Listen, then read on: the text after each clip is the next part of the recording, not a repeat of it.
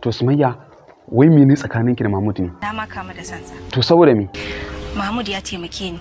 Bai yi gaggawa ba, daga mutum ya taimake ki. Tausayi, kyauta, sadaukarwa, karamci, kulawa duk Mahmud ya haɗa. To menene laifina idan na tsindima gaba ɗaya a sansa?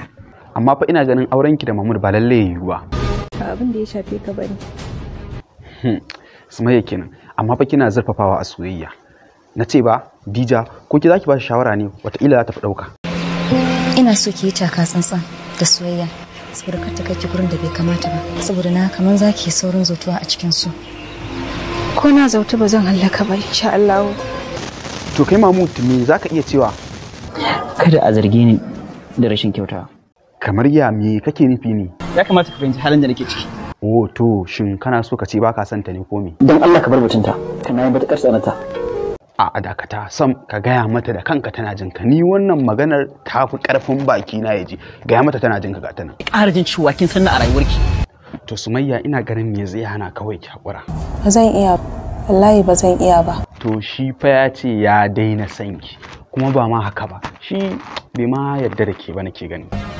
Yanzu na gano inda matsalar take. A ina matsalar take? Sai na yi tunani. Kar ki kare mana magana munafuka kawai. Na ce amma dai yanzu kin hakura. Ni gaskiya ba zan iya rayuwa in ba da Mahmud. Kai? Banza mara hankali kawai. Yanzu nan za a yi ta kare a gaban kowa, kowa yana ji. Ki wanke kanki dan ni na gaji da wannan abu. Mahmud, za ka tabbatar abin da nake faɗa maka gaskiya ne. Idan kuma baka yadda ba to ni ban san me zan ƙara faɗa maka ba. Na riga na gaya maka komai.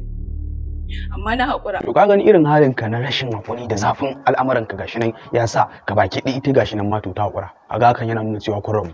Idan na rasa ta akwai matsala wallahi. Sai yanzu ka san da hakan me kake nufi kuma yanzu aiki na. Son da nake wa yarin nan ya mamaye zuciya fiye da baka shirin. Ya kace min na